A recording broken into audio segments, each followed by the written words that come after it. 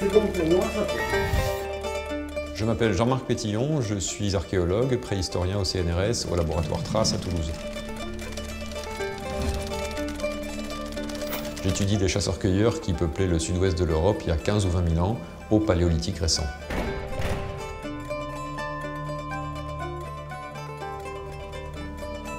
Ma spécialité, c'est l'étude de ce qu'on appelle l'industrie osseuse. C'est les objets, les outils fabriqués en os, comme cette petite spatule ici, en ivoire, comme ces incisives de cheval percées, ou en bois de cervidé, comme cette pointe de projectile en bois de renne.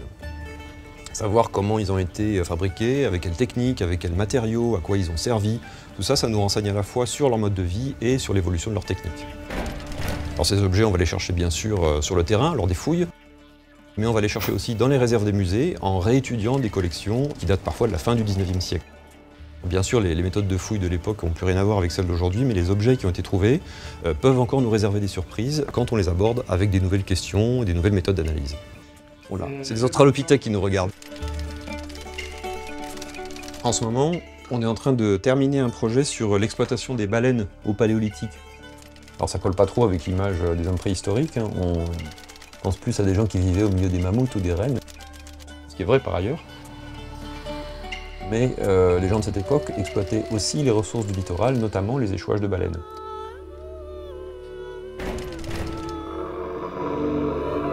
Et ça, on s'en est rendu compte assez récemment quand on a réalisé qu'une petite partie de leur équipement en os était façonnée en os de grands cétacés. Alors avec un prélèvement, on peut dater ces objets et identifier les espèces utilisées. Cet os, par exemple, nous raconte qu'un cachalot s'est échoué il y a 17 000 ans au bord du golfe de Gascogne, que des gens ont pris un de ces os pour façonner une pointe de saguet, une arme de chasse, et que cette arme a ensuite circulé de proche en proche jusque dans les Pyrénées centrales, où elle a fini cassée, abandonnée sur le sol d'une grotte, où elle a été découverte lors de fouilles qui ont eu lieu il y a plus d'un siècle maintenant.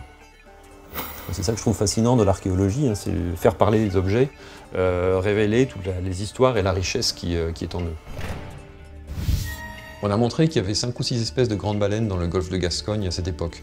C'est des traces d'un passé très ancien, une époque où l'environnement était très différent de ce qu'il est aujourd'hui.